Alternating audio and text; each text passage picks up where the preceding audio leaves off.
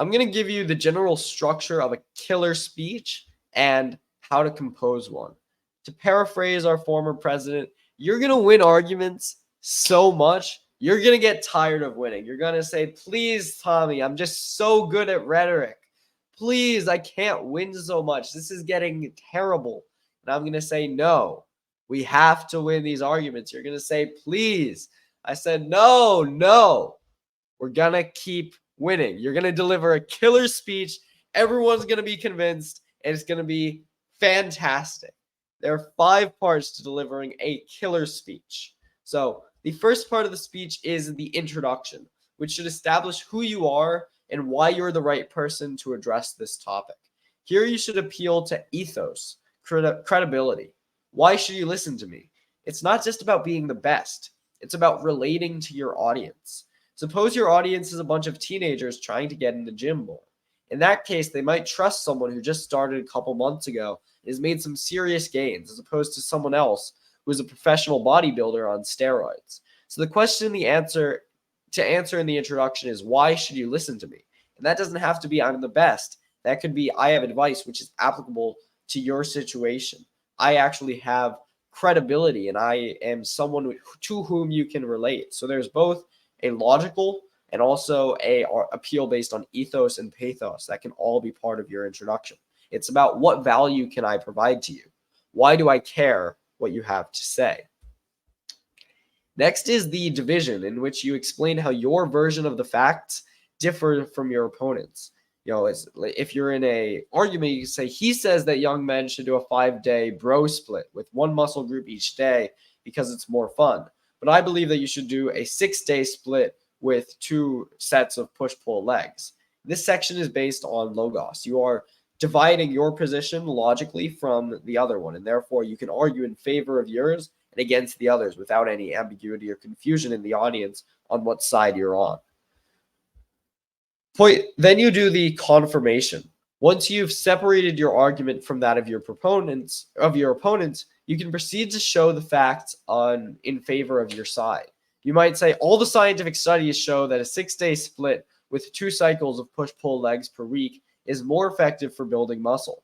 For those who wish to grow muscle as efficiently as possible, a 5-day bro split is an ineffective use of their time, which they could be spending on other pursuits. Either they'll have to put in extra unnecessary efforts, or they will not make as much gain. This is the main section where logos comes into play. You should be maximizing the amount of logical argumentation you have in your confirmation. This is the time to go all out on reason and answer the question, why is my position correct? Next is the refutation, in which you proceed to rebut your opponent's arguments, showing why they are no good. Suppose your opponent argued that the bro split allows you to train one muscle group at a time, leading to better overall growth. In that case, you might contend that by recruiting multiple muscles at once, you're not having less growth, but you're actually training functional strength that will be useful for a wide variety of movements. In comparison with if I only train chest or I only train like biceps, then I'm going to have isolated muscle groups that are strong as individual units, but can't come together to have a united strength with my whole body. So in that case, you might contend that by recruiting multiple muscles at once, you're training functional strength that will be useful for a wide variety of movements. If you only do bro split, you will not have a strong body that is useful for athletic activities or daily lives, but will simply have a few overtrained muscle groups. The muscle groups in your body will be trained to work individually, not together. So this section, the refutation, is also very logos heavy, but you might want to bring in some pathos, perhaps even if you're feeling like that, an attack on the opponent's character, and remind the listener of your ethos and credibility as well. So finally, you end with a climax. This is pure, juicy, 100%, no fat, no concentrate, pathos, righteous anger, patriotism, a call to arms, a sensitive, emotional description that makes your audience feel the feels, a relevant anecdote. This is what the audience will remember. They won't remember what you said. They might not even remember how you said it, but they'll always remember how you made them feel. It's called the climax because your entire logical argument rises up and is building up to this point. No one will be roused by your climactic pathos if you don't have a good argument in the first place, in the middle of the speech.